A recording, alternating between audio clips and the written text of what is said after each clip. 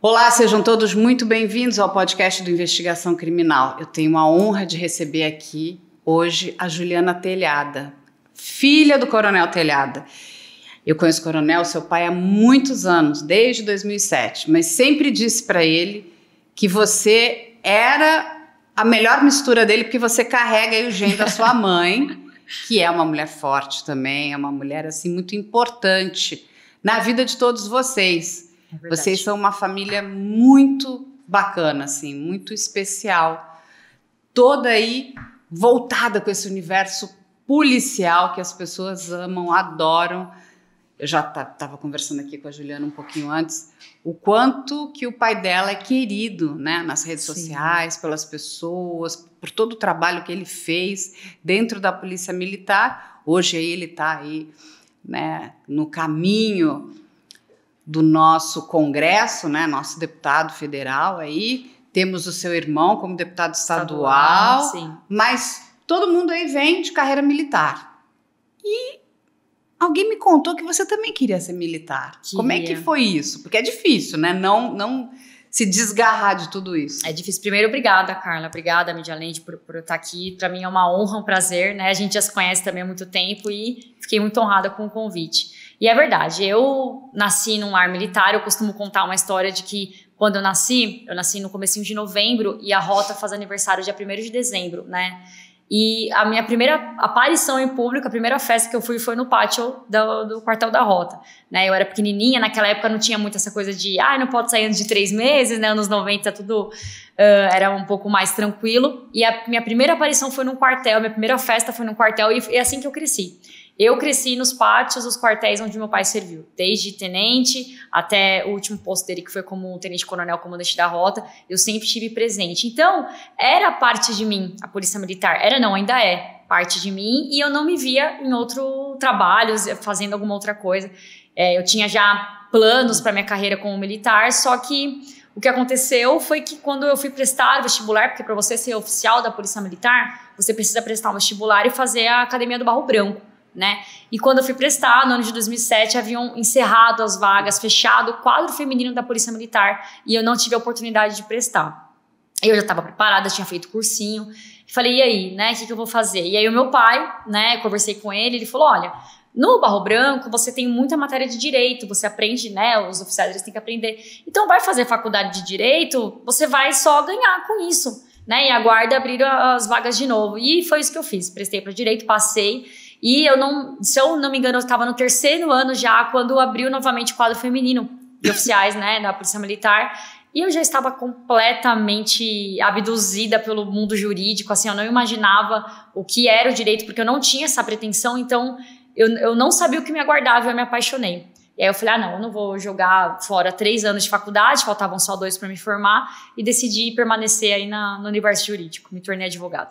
Aí eu lembro também que seu pai, na época, comentou, o Rafael já está aqui, né, encaminhado na Polícia Militar, e ele falava assim, a Juliana pode ser que vá para a Polícia Federal. Tinha um desejo seu também, não tinha? Quando eu entrei na faculdade, eu falei assim, eu queria ser policial militar, eu tô fazendo direito, eu vou ser delegada, né? Eu acho que a maioria das pessoas que prestam direito e gostam de polícia tem esse pensamento.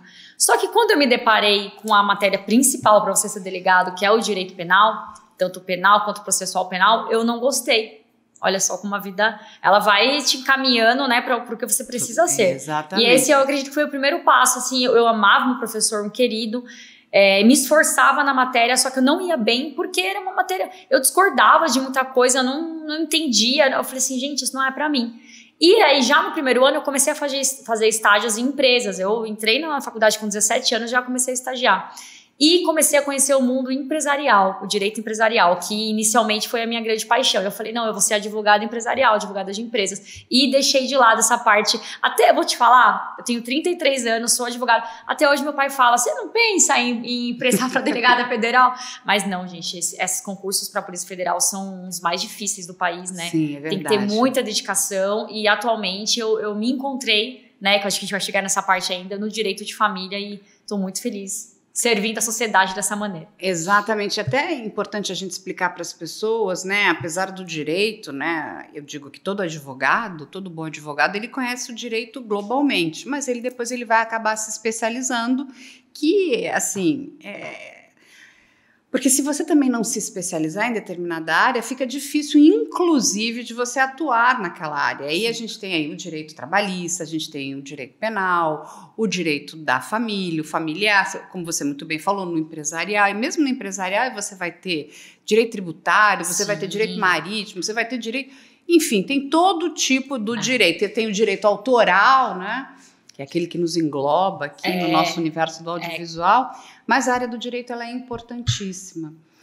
E que bom que você foi para a área do direito familiar, porque a gente que lida aqui com muitos crimes, e o seu pai pode lhe falar isso muito bem, o seu irmão também, a grande maioria dos crimes, e esses crimes que mexem muito com a gente, estão dentro da casa das pessoas. São crimes familiares. São os passionais que a gente fala. Exatamente. Também. Você sabe que durante muito tempo, né, inclusive eu também acreditava nessa máxima que as pessoas queriam saber, enfim, de crime que envolvia organização criminosa. Ju, eu vou te falar, isso é um mito. Os crimes que as pessoas têm muito interesse e querem entender por que eles acontecem são os crimes familiares. São esses crimes que envolvem pai, filho, marido, mulher. As pessoas não entendem por que um pai mata uma filha, por que uma mulher mata um marido, por que um marido mata uma mulher. Sim. E ele está dentro da casa das pessoas, onde inclusive a polícia não consegue chegar. A polícia está transitando na rua, principalmente quando a gente fala de polícia militar, que é a polícia nossa ostensiva, ela está lá para verificar, olha, está tendo muito, sei lá, roubo de carga, roubo de carro, de celular e tal. Agora, como é que ela vai entrar na casa das pessoas? A não ser que, né, ela receba uma denúncia, tenha um mandado, senão ela não pode entrar. E a gente sabe que muitas mulheres vivem, né, num estado de sofrimento absoluto de violência doméstica. Infelizmente, os números de feminicídio, de agressões não diminuem, vem crescendo. Eu também acredito que eles estejam crescendo porque a mulher hoje passou a denunciar, né? Então, assim, eu acho que é um bom trabalho, tem um lado, né, bom da imprensa de mostrar os canais, o que ela tem que fazer, né? Denunciando abusos e violências contra crianças, que, assim, essa se a violência contra a mulher já é de cortar o coração, uma criança é devastadora. É pesado. É muito difícil. E você pegou essa área. Peguei. E você pegou essa área de forma séria. Eu até vou contar uma coisa para vocês da Juliana, eu vou deixar ela falar também, que ela é uma advogada que não gosta de brigas, ela procura a paz. É verdade. E é importantíssimo, porque tem gente, e assim, a gente sabe, que vai procurar o advogado porque ela quer continuar a briga, ela quer, não, vamos continuar, porque eu quero acabar. Cara, a maioria procura porque quer brigar. Eu vou procurar um advogado, você vai ver, eu vou destruir. acabar com você. É básico, isso é...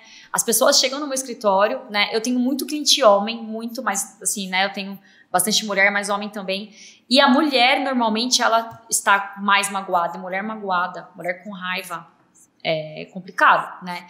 E elas chegam exatamente assim, olha, eu tô com muita raiva, vamos lá, né? Vamos por partes. Tem a mulher que foi vítima de uma violência, tem a mulher que foi traída, existem N situações, né? Sim, familiares. De um divórcio, que leva para um divórcio. Porque a minha especialização, eu sou especializada em divórcio, pensão alimentícia e guarda, né? Que eu gosto muito de mexer com as crianças. E quando eu me vi ali no direito de família, o que aconteceu? Não era a minha intenção, como eu falei, eu gostava de empresarial, até que eu, né, resolvi abrir o meu próprio escritório. Falei, oi pessoal, tudo bem? Sou advogada, não trabalho mais para ninguém. O que começou a aparecer? Divórcio, né? O direito de família, eu falo que é a área do direito que nunca vai acabar, porque a família nunca vai acabar, não, né? As relações interpessoais não acabam. Os tipos de família vão mudando, mas o direito de família permanece. E aí, comecei a me deparar com o divórcio e eu não tinha noção do quão complicada pode ser uma relação familiar, porque eu nunca tinha vivido isso antes. e crianças em estados assim totalmente alarmantes, o casal já em vias de fato de acontecer um crime, que eu falei, esses crimes que o pessoal adora ver, né? Normalmente ele é avisado.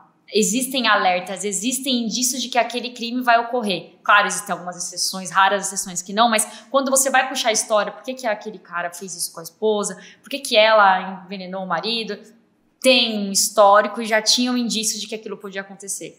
E aí eu me deparei com essas famílias se desfazendo de uma maneira muito traumática e eu falei, nossa, eu me encontrei. Porque eu vejo que eu tenho uma missão que é fazer com que esse momento... Eu não quero te impedir de se divorciar de maneira alguma, isso é uma escolha sua com o seu marido, mas eu quero fazer com que seja um momento mais leve, o menos doloroso possível, porque doloroso é o divórcio, um pai ir embora de casa, deixar um filho... Muitas vezes o homem sofre muito com isso, né? Que tem o outro lado da história também. E o que eu faço? Eu tento diminuir esse desgaste, essa tormenta que é o momento de um divórcio, de uma separação de uma família. Eu tenho isso aí como missão, né? E o que eu vejo muito, né? A gente fala da Lei Maria da Penha, ela trouxe esse assunto muito à tona. Então, por isso que a gente fala também que aumentou muitos casos, porque eles começaram a ser muito mais denunciados e vistos pela população. Porque antes, na época dos nossos avós, por exemplo, a mulher apanhava ali em casa e não acontecia nada, tinha vergonha de contar, achava que a culpa era dela, e se contasse apanhava ainda mais. Talvez até o próprio pai dela iria falar, mas o que você fez pro seu marido te bater, né? Naquela época, era assim que funcionava. Até que a gente chegou agora em 2023, em 2024, e eu acho que mudou muito o cenário, graças à Lei Maria da Penha. Só que eu gosto de falar que tem o outro lado, que tem o lado do homem que recebe uma denúncia falsa. Porque, como eu tinha falado, a mulher brava, ela é um bicho. E, infelizmente, a gente tem se deparado muito com a Lei Maria da Penha sendo utilizada de uma maneira indevida. Isso está acontecendo bastante. Eu entendo o que você está falando, e é bom a gente separar esses dois grupos. Porque, assim, um é o grupo de mulheres que sofre violência. E eu sempre digo que esse grupo, e eu lido com várias, né, a gente ajuda a dar voz para essas mulheres, na grande maioria das vezes elas são mulheres muito embotadas, elas se calam, elas se fecham, elas são muito amedrontadas, elas são mulheres que precisam de fato de muita ajuda, gente. Assim, é muito triste ver a situação que aquela mulher se encontra. Ela tem dificuldade até de dar um passo, de procurar ajuda, porque ela foi destruída, né? Então, assim, o próximo passo é a destruição mesmo física, de acabar com aquela mulher, de matar aquela mulher, é uma coisa horrorosa. Mas tem um outro grupo, e eu concordo com você, que é a mulher que tem raiva, e ela usa o divórcio de forma indevida, né? E a gente também precisa combater isso. Sim. Eu concordo. Olha, se o casamento não tá bom para ambas as partes, a melhor coisa é que cada um, né, vá ter a sua vida separadamente. O problema todo é quando envolve criança. Exato, que é quem sofre. É isso que os adultos não entendem, né? Então, assim, porque quando eu casei com fulano, não deu certo, cada um vai para o seu lado, mas não tem criança envolvida.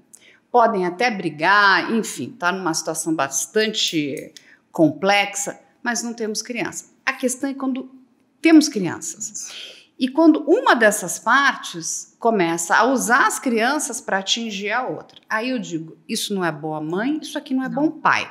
Porque quando você usa uma criança para atingir um adulto, a gente até passou por um caso agora, até vou te contar, que é o da menina Heloísa Navarro, uma menina do Rio de Janeiro. Não sei se você ouviu. Eu ouvi, mas eu não estou por dentro do caso. Eu vou te contar essa história assim, gente, o sofrimento desse pai.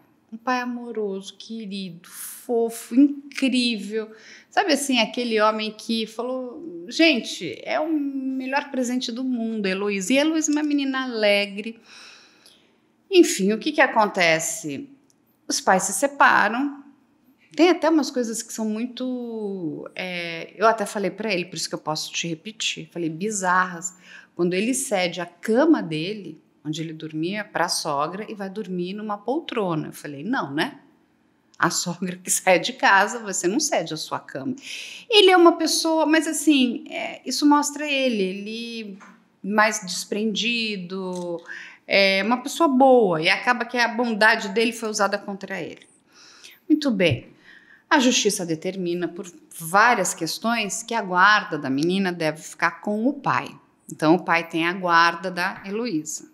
Mas ele entende, no entendimento dele, a Heloísa precisa conviver com a mãe. Eu não vou impedir a convivência com a mãe, porque é importantíssimo que uma menina tenha convivência com a mãe. Você não sabe o que essa mulher fez. Essa mulher fez da vida dele um inferno, sumiu com essa menina durante 2 anos. Meu Deus. Com mandado de prisão em cima dela. Esse homem, todos os dias, até que essa menina fosse encontrada, ele não sai das redes sociais pedindo ajuda. Me ajuda, me ajuda. E assim, não é uma pessoa com muitas condições, sabe? Com condições financeiras, assim, de estar esbanjando, de conseguir contratar os melhores advogados. Ele fez do jeito que ele podia, né? Uma pessoa, sabe? Um homem trabalhador, é um pai querido. Olha, era de cortar o coração vendo ele falar. E sabe o que mais me dava tristeza, Ju? É que aquela mulher só pegou a Heloísa para atingir ele. Ela não estava preocupada com a menina. Em nenhum momento ela tirou a menina da escola. Ela tirou a menina da convivência com a família, dos amiguinhos. Você imagina a tortura emocional que essa menina estava passando, mas essa mulher tinha um objetivo de atingir. E aí, realmente, todos nós aqui precisamos unir forças para que isso não aconteça. Porque isso está errado. O que ela praticou aí, além de vários crimes, tem alienação parental também, que é um assunto assim, super em alta no direito de família, né? Mas eu luto muito contra isso, Carla. A má utilização da Lei Maria da Penha, porque é uma lei importantíssima, é uma lei que deu voz para mulheres, como você disse, que sofrem demais. E aí vem uma meia dúzia e começa a utilizar de uma maneira inadequada. Um exemplo de uma mulher que a gente estava falando aqui, a Ana Hickman. Ela é uma pessoa que sofreu, aparentemente, né, pelo que o processo está indicando, estava sofrendo há tempos com o esposo dela, até que ela resolveu noticiar o que estava acontecendo. Aparentemente houve uma agressão física, ela foi à delegacia, noticiou. O que está acontecendo agora? Ela está recebendo uma retaliação do próprio ex-marido. Até na segunda-feira ele entrou com uma ação contra ela, pedindo, se não me engano, 15 milhões de reais de indenização. Então, assim, quando a mulher resolve falar o que está acontecendo, contar para, né, noticiar, ela começa a ser ainda mais atingida de outras maneiras. Nesse caso aí, de maneira jurídica, ele vai utilizar isso aí acontece com muita frequência quando a pessoa tem dinheiro, né, um casal tem dinheiro, o homem ele começa a utilizar os meios jurídicos, começa a entrar com um monte de ação contra aquela mulher e acuar. Ela começa a ficar acuada, aí começa a falar, não, deixa pra lá, mas foi só uma vez, ele me bateu só uma vez, deixa quieto. Então, assim, os meios de violência contra a mulher são tantos que agora a gente tá falando até, eles chamam de lawfare de gênero, que é você utilizar todos os meios jurídicos para você atingir aquela mulher para tentar calar aquela voz. Não, o caso da Ana Hickman, ele é muito importante, muito bem colocado por você, porque as pessoas acham, isso só acontece, enfim, com uma determinada classe de mulheres. De modo algum. Acontece com todas as mulheres, de todas as classes sociais, de todas as idades. E as mulheres das classes sociais mais altas, elas têm muita vergonha de noticiar. Elas não falam. Não falam, né? Pessoas muito ricas que têm um certo status na sociedade, elas morrem de vergonha de contar que sofrem algum tipo de violência. Porque a violência doméstica, a Lei Maria da Penha, não é só violência física, né? Nós temos a violência física, psicológica, patrimonial. Muita mulher sofre essa violência patrimonial. E elas têm vergonha de falar. Então, porque vai acabar com o meu status, é a minha família, o que vai ser dos meus filhos, e a mulher acaba aceitando viver daquela maneira em prol de outras coisas, né? Não, e é importante, porque olha só, a gente tem aqui uma advogada que é consciente. Eu sempre digo, a gente não pode tá nos extremos, isso está errado, né? Ou assim, tudo precisa ser investigado, ser avaliado. Sim, claro. E é lógico que dentro da área do direito familiar, um bom advogado, ele vai olhar aquele caso e vai falar, olha, isso aqui que você está fazendo está errado. Não é por aqui. Eu não posso fazer isso porque você está com raiva. É isso que as pessoas não entendem. A raiva, ela não pode ser um motivador para destruir o outro lado. Mas tem muito advogado que instiga essa raiva. Porque ganha mais dinheiro. Então vamos entrar com essa ação, com essa, com aquela, e vai aumentando ali. Mas um bom advogado, principalmente nessa área civil, é de amenizar, olhar. E é lógico, a violência, e toda vez que a gente entende, né, tem na construção de uma frase, violência, a gente está falando de um crime. Aquela pessoa, ela precisa, sim, de apoio, de estrutura. Agora, eu vou fazer isso porque eu tô com raiva? Tá errado. É que nem aquela... Você já deve ter ouvido falar muito isso, né, Ju? Falar assim, vou fazer um boletim de ocorrência para dar um susto. Isso aqui. Mas a gente Falsa agora denúncia, virou... não, a gente virou... casa mal assombrada, vai dar susto em quem? Exato. Boletim de ocorrência é uma coisa muito séria. É a notícia de um crime, né? Exatamente. Aí você vai procurar outro, não. Eu quero destruir aquela pessoa porque eu estou com raiva. Tá com raiva por quê? Porque ela não quer ficar comigo. Mas as pessoas também têm o direito de, enfim, de procurar outros caminhos. A escolha. E assim, conta pra gente como é que você lida com esses casos, porque é muito difícil, Ju. Na verdade, a minha batalha diária, quando eu recebo muitas vezes eu recebo casais mesmo que estão juntos e falam, nós queremos separar, ou a pessoa, né? Mas quando eu recebo um caso desse, normalmente tem filho. Normalmente, 90% dos casos já tem filho envolvido, né? A minha primeira missão é mostrar para aquela pessoa que existe um caminho brando a ser seguido para proteger o filho. É normal estar com raiva, né? E aí eu começo a conversar, começo a falar, olha, vamos lá, eu explico como funciona o processo e sempre colocando ênfase ali no bem-estar daquela criança, que eu falo que é a minha missão. Tentar fazer aquela separação de uma maneira, ok, tá tudo certo, espera. Se eu percebo, Carla, que a pessoa está muito, assim, com o ânimo de acabar com a vida da outra, eu saio do caso. Porque aí já sai da parte jurídica dos processos. A lei, ela tá ali para te ajudar. Então eu falo, olha, no seu caso você tem direito a X, Y, Z. Eu vou te ajudar a conseguir isso. Quer mais do que isso? Quer além? Não sou eu que vou advogar para você. Então é claro que eu vou te atender e vou atender os seus anseios. Você quer pensão? Vamos pedir pensão. Vamos conseguir a melhor pensão possível. Você quer que a criança more com você? Vamos conseguir isso. Passou dos direitos que a lei te concede? Não conte comigo. E é o que muitos advogados gostam de fazer, e eu não gosto, eu não faço de jeito algum.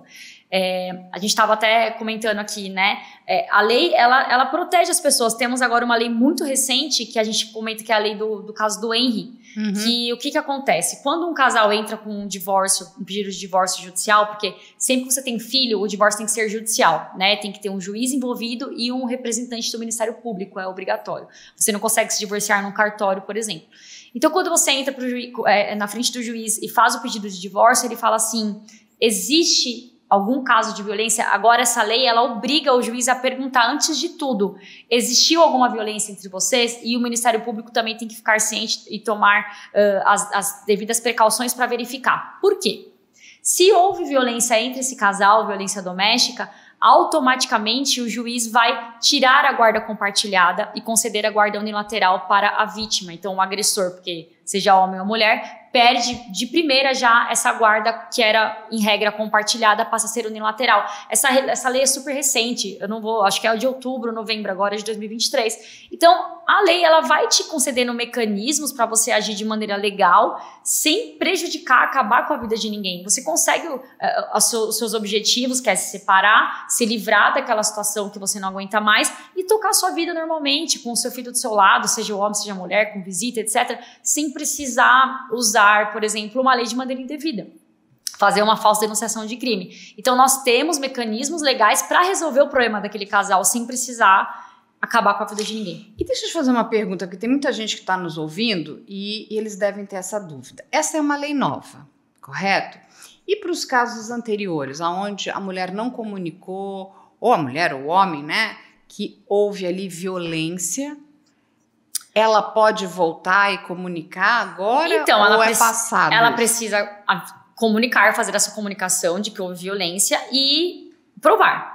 Esse é o problema, né? Assim, eu chegar e falar, ele me batia, dificilmente você tem que ter algum indício. Teve um indício, aparentemente ali houve uma violência doméstica, o advogado pede para o juiz para que aplique essa lei e a guarda passa a ser a unilateral ao invés da compartilhada. Por que eles fazem isso? Não só para proteger a criança, né, de ficar ali pernoitando e correndo risco ali com aquele agressor ou agressora, mas também com relação à mulher. Porque imagina uma mulher que, vamos falar de violência física e sexual, por exemplo, que sofreu ali do seu companheiro. E aí se separa, né, tem um filho envolvido, a cada 15 dias ou uma vez por semana ela tem que encontrar aquela pessoa por causa do filho, entregar o filho, ou então falar sobre a vida, porque a guarda compartilhada, a criança mora com um só dos pais, porém o outro pai, ele visita frequentemente, tem o direito de visitas dele, e ele tem direito de participar da vida da criança, tomada de decisões, a parte burocrática, saúde, escola, enfim. Então, imagina essa mulher que foi agredida ter que ficar fazendo contato com o seu agressor para ficar falando sobre o filho. Então, essa lei, ela visa dar essa proteção, falar, não, você não vai precisar ficar passando por isso. Então, se no passado, antes da lei, você passou por isso e não noticiou, ou noticiou e não existia a lei e a sua guarda está compartilhada, o seu advogado deve ir até o juiz e falar, eu quero que seja aplicada essa lei aqui. Essa mulher, ou esse homem faz jus a essa proteção. E aí o juiz vai analisar e aplicar de acordo com o caso. Entendi, olha só que coisa boa que a Juliana está explicando. Não, porque é uma dúvida muito grande. Ah, ela é nova, então, mas e os casos que ficaram no passado? Porque a gente sabe que tem muitos casos. Sim. E ainda que tem... Porque, assim, tem muitos casais que se separam, estão em guarda compartilhada, mas continuam naquele, né, inferno habitual, né? Ainda não parece que não consegue deixar, né? É o que eu mais atendo, assim, eu atendo muita gente que fala, não, a gente se separou já faz anos, mas ainda tem uma contenda, uma briga. Eu falo, vocês estão separados. E quando você se separa, por mais que você tenha um filho, você fica obrigado com aquela pessoa de falar sobre o seu filho. Essa conversa pode ser por e-mail.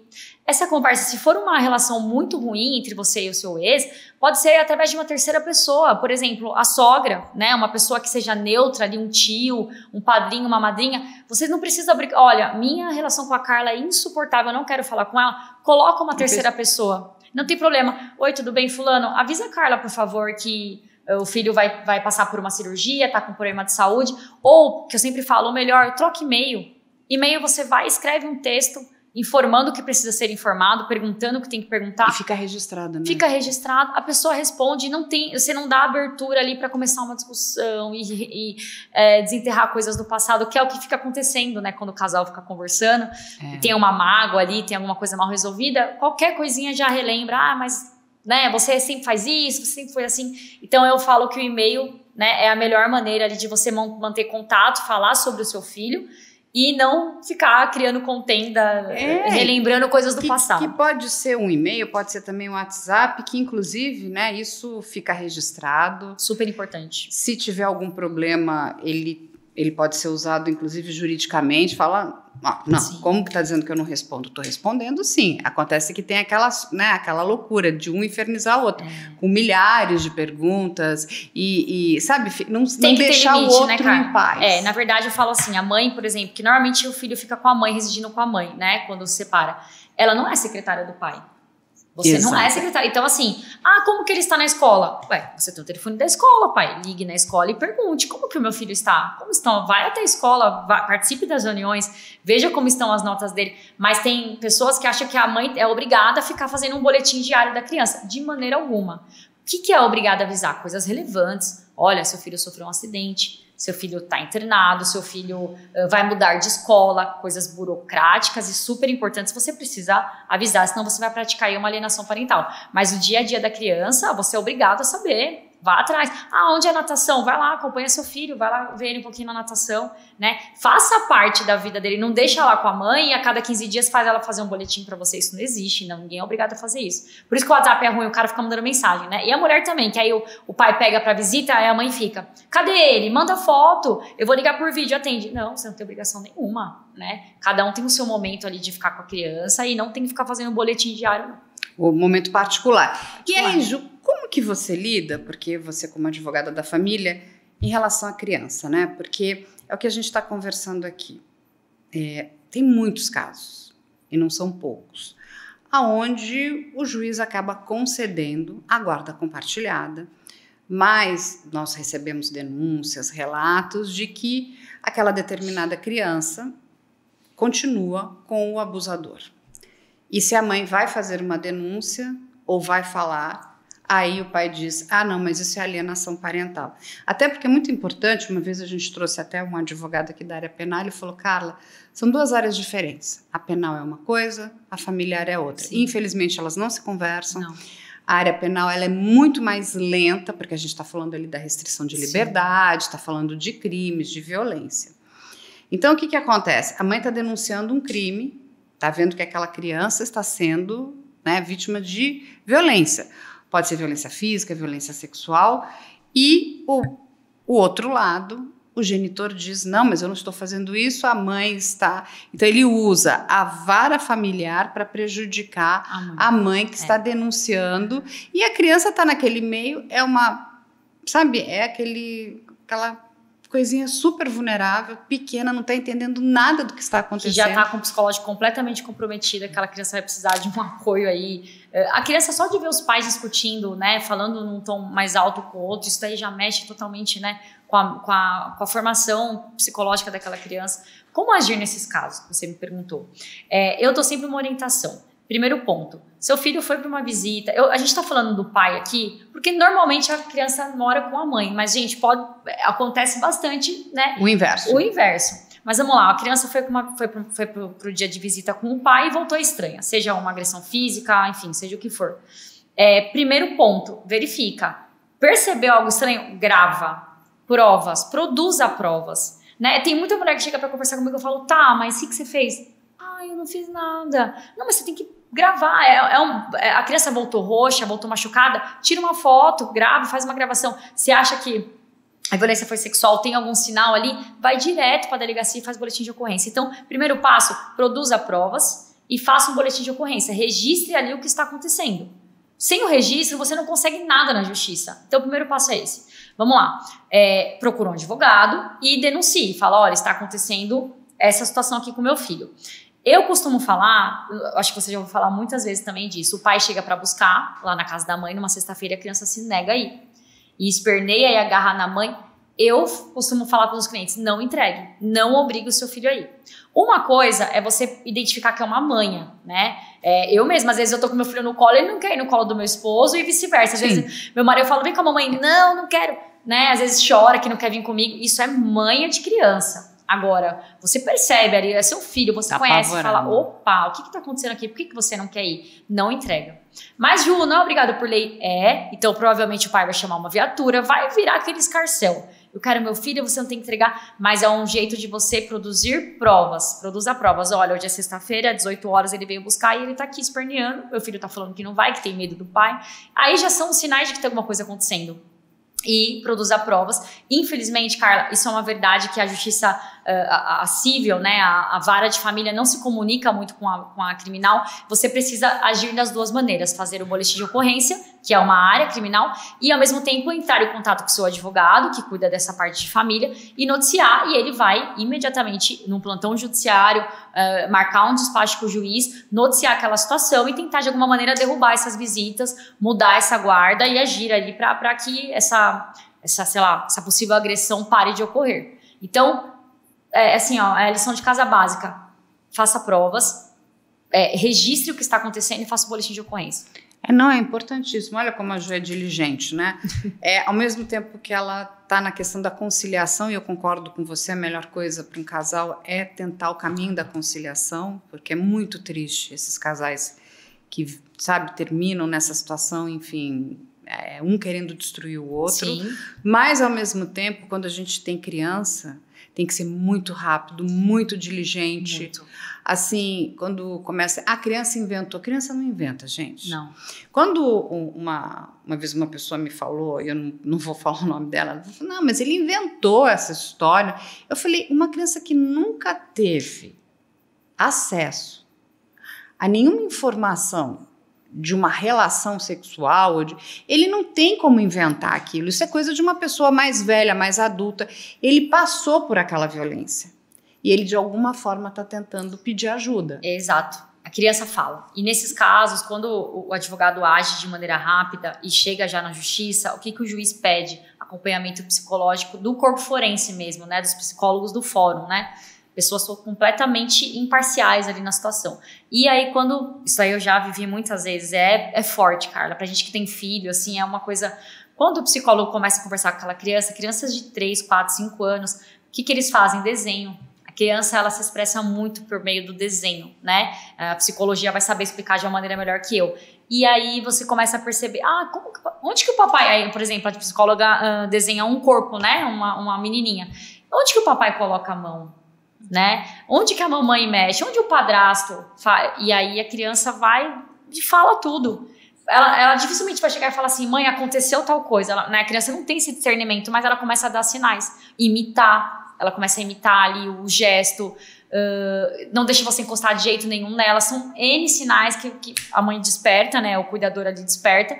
E aí, quando você vai ver essa análise da psicóloga ali, os resultados, é pesado. Porque aí já dá, assim, na primeira, segunda sessão, a criança já mostra o que aconteceu. E Ju, você também está atuando nos casos de violência contra a criança? Porque são muitos. Eu não atuo diretamente, mas muitas vezes na hora do divórcio já está acontecendo aquilo. Então, quando nos meus casos já acontece essa violência contra a criança, eu atuo, né? Eu tenho um parceiro criminalista no escritório que é especializado nessa parte criminal, eu fico na parte de direito de família e ele na criminal.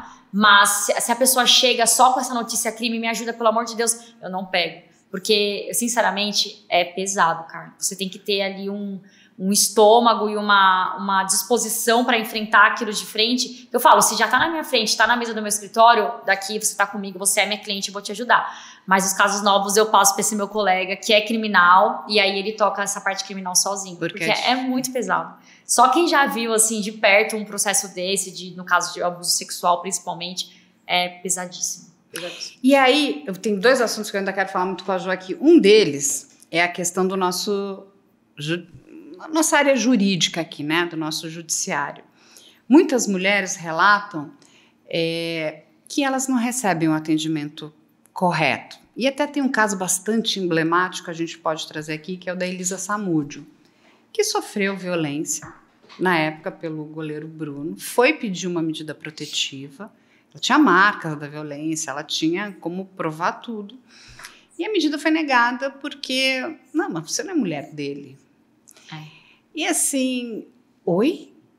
Ou seja, então se você não é mulher dele, você pode apanhar e você não merece ter uma medida protetiva.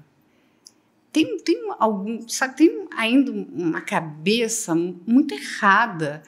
Porque, assim, principalmente porque as relações entre, né, homem e mulher, ou relações homoafetivas, assim, não necessariamente vai estar no registro de papel. Tem pessoas que, né, assim... Namoro, né?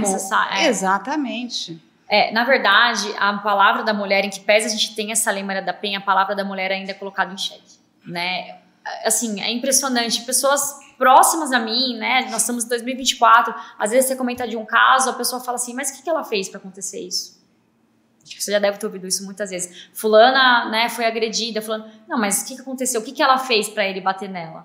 Né? Então, tem uma justificativa, então, para você agredir a sua mulher, para você agredir... Não, né? Que ela tenha feito alguma coisa, que ela tenha traído, que ela tenha... Você vai agredir, vai matar a mulher por isso. Então, quando a pessoa chega na delegacia, ela faz aquela notícia crimes, normalmente, o delegado concede uma medida protetiva. Hoje em dia está assim, tá? Tem um indício ali de que ocorreu aquela violência, você já vai na delegacia da mulher, né? Já tem uma delegacia especializada para isso. Normalmente é sim concedida a medida protetiva. Qual o problema? Se vamos supor, a medida de distanciamento mínimo, né? Olha, não pode chegar a mínimo 100 metros de distanciamento. E quando o cara não obedece àquela medida e entra na casa, o que tem que fazer? Chama a polícia, tem muitos estados que já tem a Ronda Maria da Penha, que são viaturas que ficam só para isso. Mas às vezes não dá tempo. Então eu falo assim, a lei é muito boa, a lei funciona, porque realmente as medidas protetivas são concedidas, só que o Estado não tem tanto mecanismo assim para fazer a segurança daquela mulher. Então, por mais que, vamos falar que deu tudo certo, você foi lá, conseguiu a medida que você queria, não tem como ficar um policial o tempo todo do seu lado. Isso é um problema muito sério, né? Algo assim que o Estado não consegue enxugar gelo. Então, a maioria, assim, eu falo pela minha experiência, a maioria das mulheres que conseguem a medida protetiva tem sucesso, né? Os homens ficam muitas vezes revoltados, tem muitos que ficam desesperados, Eu tenho um cliente que tem uma medida protetiva e ele fala pra mim, doutora, ele me liga direto, fui buscar meu filho na escola porque hoje era dia e ela tava passando na rua porque ela mora na rua, meu Deus do céu, eu falo, calma. Então você vê que surtiu um efeito ali, né, pra aquela pessoa lá, mas tem os casos raros que ele não vai obedecer, que ele vai pra cima da mulher ainda, e isso, eu não sei, Carla, eu acho que não existe aí uma solução, que não seja ela ter alguém ao lado dela pra protegê-la, né, ficar sempre com alguém, mas tirando isso, é muito triste. Não tem como você, né, tem a polícia na rua, mas... A gente tem o caso daquela juíza Viviane no Rio de Janeiro, que ela tinha medida protetiva, e ela, por ser juíza, ela também tinha direito a uma escolta. Exatamente. E mãe de 3 filhas meninas, uma das filhas, a mais velha, fala, mãe, por que você anda com escolta? Isso agride meu pai. E a mãe, olhando o pedido da filha, fala, acho que eu não tenho esse direito, né, tô mexendo demais com o psicológico da minha filha. Ela abre mão da escolta policial. E na noite, na véspera de Natal, ela vai entregar as filhinhas para o pai, que elas passariam Natal, na noite de Natal com o pai. A mãe, inclusive, compra um presente para que as filhas entregassem para o pai. Ele desce do carro com uma faca e mata a mãe na frente das crianças. E a gente está falando de uma juíza. Ou seja, é o que você falou, uma pessoa ensandecida... E essa juíza, você concorda que ela tinha tudo a favor dela? Ela tinha medida protetiva, ela tinha uma escolta. A escolta que ela acabou abrindo mão. Então, infelizmente, né, falando aqui, a gente não consegue repelir 100%, mas a lei, ela funciona. Muitas pessoas falam, não serve pra nada. No caso da Elisa Samúdio, faz muitos anos já, né? E tava bem no comecinho, né? A gente, não lembro que ano que foi, mas acho que faz mais de 10 anos. Faz mais de 10 anos. Então, já se falava da violência contra a mulher, mas não como hoje. Né? Eu acho que na última década esse assunto foi tomando uma proporção muito maior. Então, infelizmente, ela foi uma dessas vítimas que não conseguiu a medida protetiva, né, por uma falha, porque, gente, o judiciário, né, a polícia, o judiciário são seres humanos, os seres humanos falham. Já aconteceu comigo de eu chegar na frente de um juiz, provar, ele tinha provas documentais, tinha vídeos, tinha tudo, o fato tá aqui, e o juiz não conceder. Não, é muito triste, porque assim, a gente está falando aqui no caso da Elisa Samúdio, a juíza era uma mulher. Então, assim, olha com desdém, assim, eu não sei o que passou na cabeça daquela juíza, então, tipo, se você não é mulher dele, né, não tem um status marital, você não tem esse direito. Mas a gente já viu, Ju, aqui tem casos, enfim, tem um julgado de uma menina de 12 anos, que ela foi estuprada reiteradamente por um fazendeiro, né? E o fazendeiro alega que era uma menina de programa e que ela não aparentava a idade que tinha, por isso que ele fazia aquilo.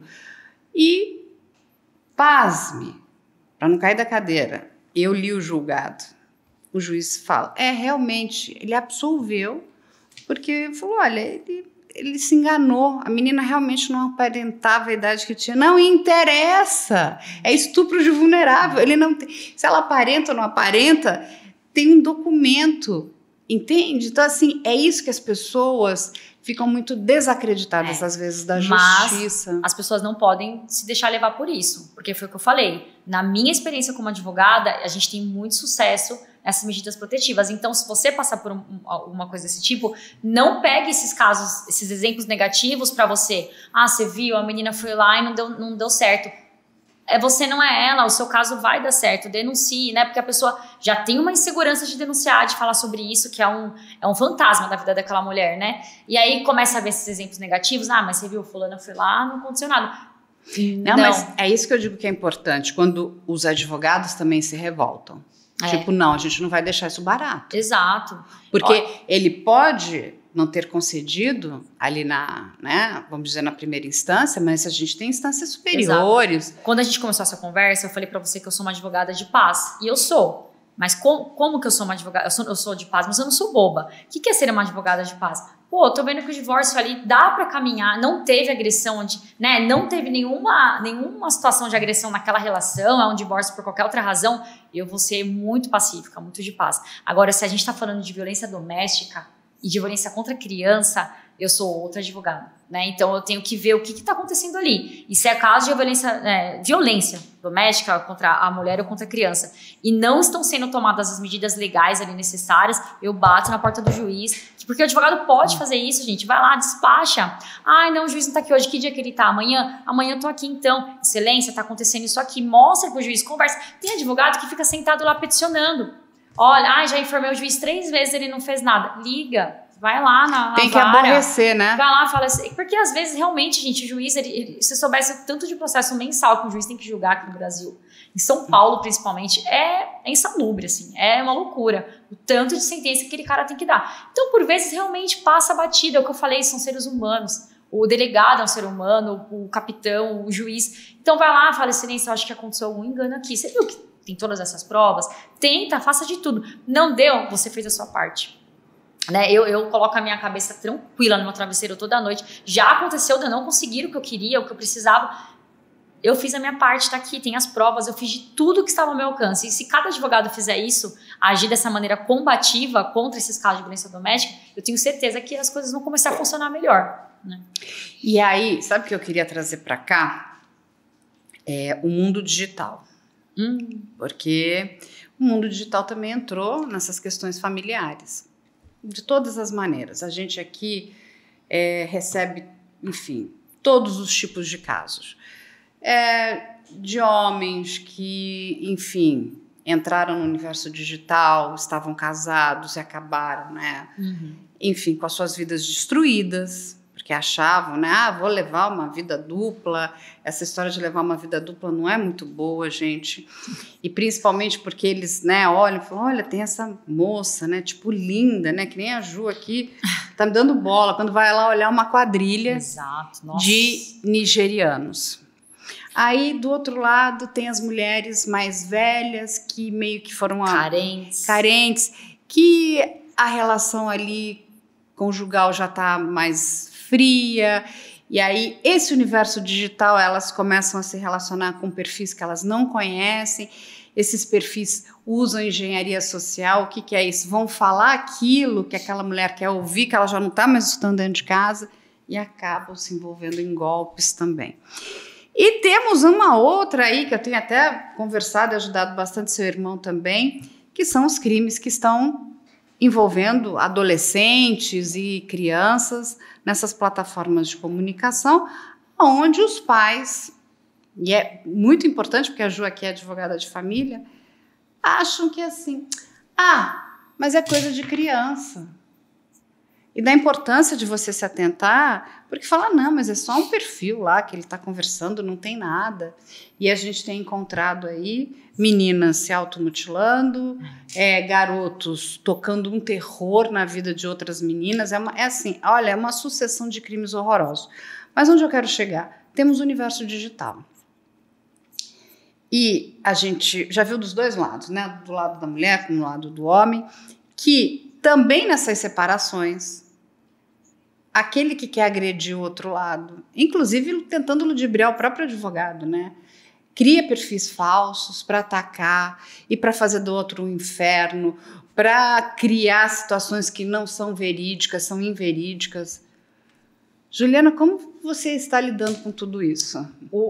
Assim, a internet, esse universo digital é o nosso grande desafio, eu falo, né, hoje, porque é tudo muito novo. Então a gente tem que começar primeiro espera acontecer, essa é a verdade, você espera acontecer para ver o que vai. Putz, fulano fez tal coisa, o que a gente vai fazer? Porque é uma novidade. Se alguém quis falar, não, eu sei lidar, não sabe, porque a lei não fala sobre isso, né? Mas vamos lá. Primeiro ponto, sobre isso do ex, né? O ex inconformado, que eu sempre falo, que a pessoa que faz isso é porque tá inconformada, porque, né? Isso aí, primeiro ponto, é crime, é difamação. Se você fizer eu me separei, eu faço um boletim falando... Um boletim, olha, boletim eu conheço na cabeça. Eu me separei, faço um perfil pra começar a falar mal do meu ex. Olha, ele é isso, começa a denegrir a imagem dele de alguma maneira, isso é difamação, crime de difamação, vai fazer um boletim de ocorrência. Segundo, injúria, já é outro crime aí, que é a injúria, você fazer a pessoa se sentir muito mal, você atingir o íntimo ali da pessoa, é uma injúria, vai lá também, faz um BO por difamação e por injúria. Segundo ponto, quando você faz o boletim de ocorrência, existe aquela investigação para chegar naquele IP do computador que fez aquelas denúncias, aqueles ataques, e a pessoa vai responder por isso. Essa é a parte criminal, né, o caminho criminal que você tem que tomar nesse sentido.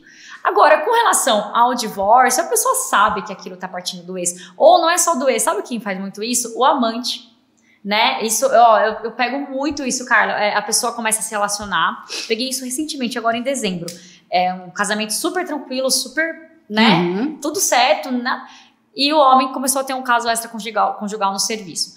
A amante fez 3, 4 perfis e começou a atacar a esposa. Olha só, uma coitada, né? Que não tinha nada a ver. E começou a atacar a esposa. Ela entrou no LinkedIn da esposa. A esposa tem uma posição relevante numa empresa, supervisora de uma área.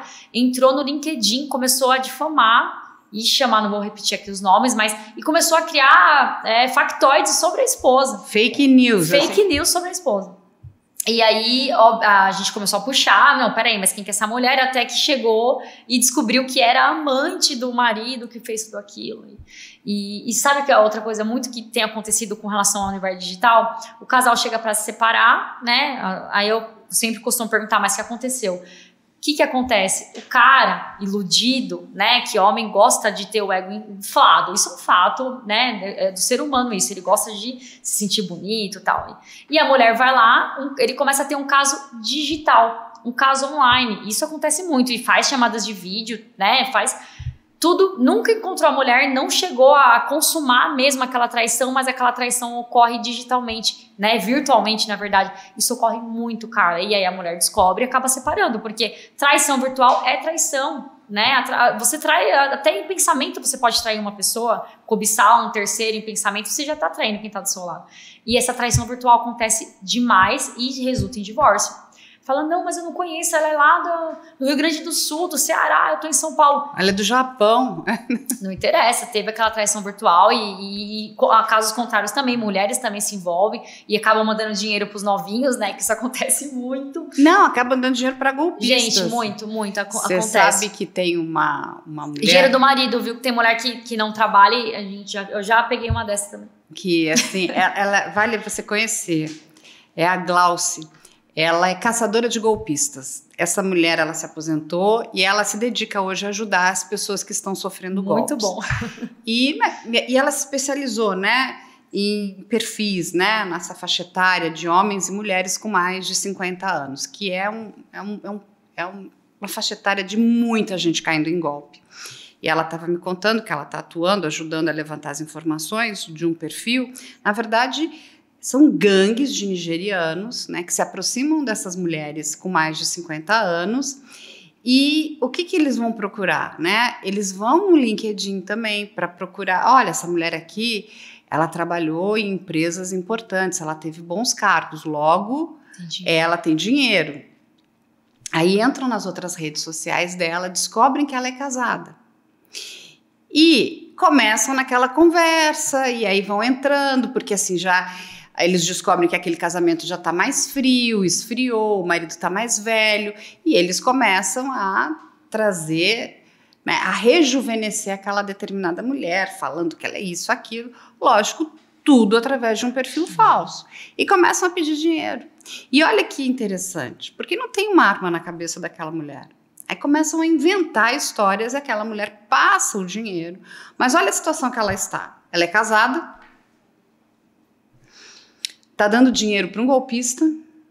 Na grande maioria, a gente está ajudando, inclusive, a Glauce, porque essas gangues de nigerianos levam esse dinheiro que eles pegam do golpe para o tráfico internacional de drogas. Então, sei lá, aqueles 500 mil reais que eles conseguiram tirar daquela vítima, eles vão triplicar ou quadruplicar, porque vai para o crime, né, para o tráfico internacional, e eles vão usar aquele dinheiro, né, e vão quadruplicar. Então, olha, e assim, só que ela não sabe de nada. E como é que ela vai contar pro marido? Ela não denuncia. Ela cai no golpe e não denuncia, por vergonha. E aí, por vergonha. E aí, o que acontece? Aí, quando o marido fica sabendo, aí que é o divórcio. É uma situação tão complexa, essas situações familiares. Eu já acompanhei uma bem de perto, né, que aconteceu com uma pessoa muito próximo a mim, não era nada de dar dinheiro nem nada, mas a pessoa, resumindo, né, ela se envolveu amorosamente com a gente não sabe quem. Era um perfil que tinham fotos, né, de um homem, tudo. E ela começou falava por telefone, por ligação telefônica, era a voz de um homem mesmo. E aí, sempre que marcava de fazer uma chamada de vídeo, hoje em dia, quando ela me contou, eu falei, gente, como que você não percebeu? Fazia chamada de vídeo, o cara atendia e aí caía, sabe assim, você via só uma parede e caía a ligação.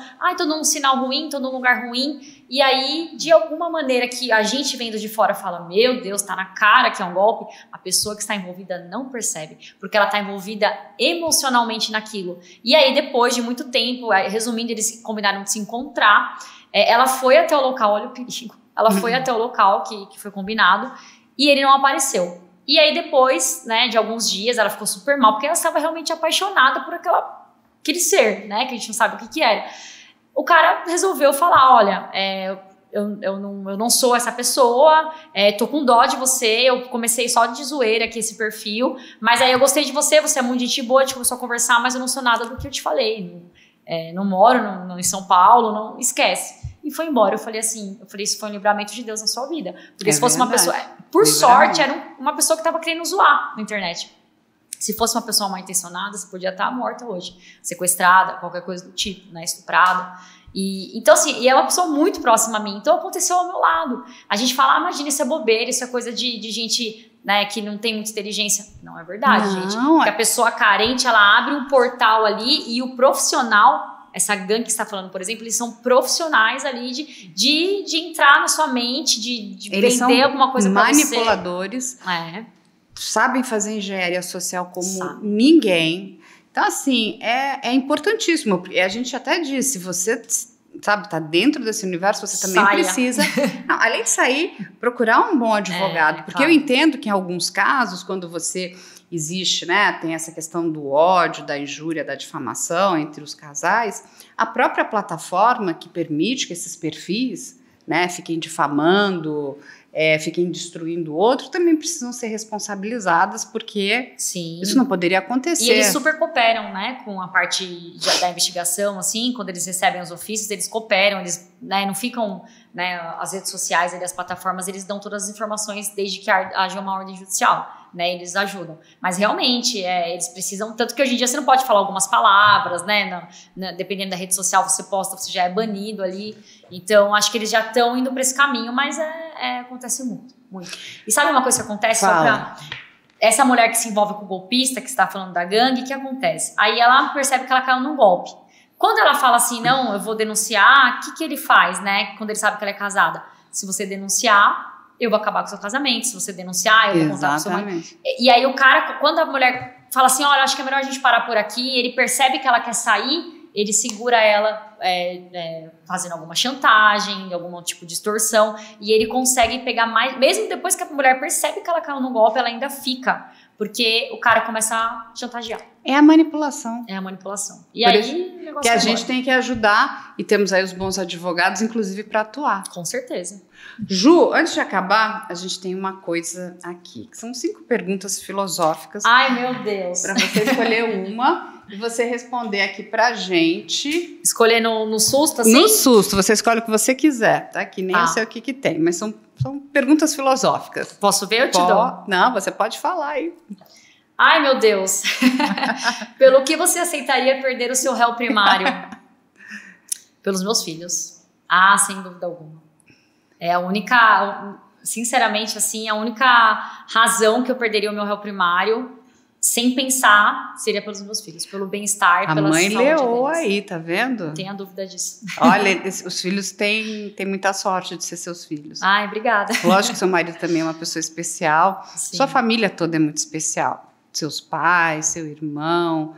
Você tá, eu digo assim, né, é muito abençoado, né? Eu digo, somos privilegiados, né, pelas famílias que nós temos. Sim. Porque é muito triste quando a gente vê essas famílias se destruindo.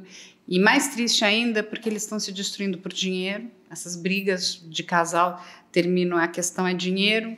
Ego, exatamente. E é um egoísmo enorme.